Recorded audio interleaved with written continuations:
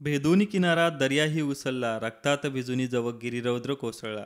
रसिको नमस्कार, आपण ऐकत आहात गुरुवाणी समुदाय रेडिओ 90.8 FM, आवाज कल्याणकरांचा. रसिको, वेळ झाली आहे दिनविशेष हा कार्यक्रम ऐकण्याची.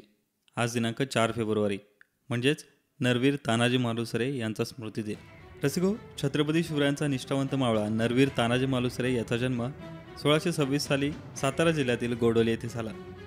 शिवरायांच्या स्वराज्य निर्मितीच्या काळात प्राणाची बाजी लावून लढणाऱ्या मावळ्यात तानाजीचे योगदान खूप महत्त्वाचे आहे. स्वराज्यासाठी जिजाबाईंच्या इच्छेखातर कोंढाणा किल्ला जिंकण्याची जबाबदारी शिवाजी महाराजांनी तानाजी मालुसरेला दिली होती. जेव्हा तानाजीला ही जबाबदारी समजली तेव्हा ते स्वतः मुलाच्या रायबाच्या लग्नाच्या तयारीत होते. त्यांनी ही तयारी अर्धवट सोडली.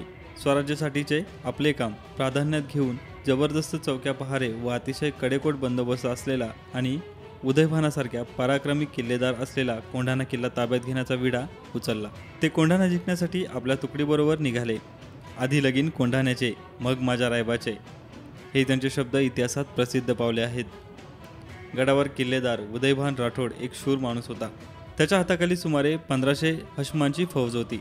4 फेब्रुवारीच्या रात्री तानाजी मालुसरे याच्या नेतृत्वाखाली राजगडावरून निघालेले मराठा सैन्य गुंजवणी नदी पार करत सिंहगडाच्या पायथ्याशी येऊन पोहोचले. ती भयान कालोखी रात्र होती. कोंढाण्यावर जाण्याचा मार्ग त्यांनी निवडला तो म्हणजे शत्रूच्या ध्यानीमनी न येणारा प्रचंड असा द्रोणागिरीचा कडा.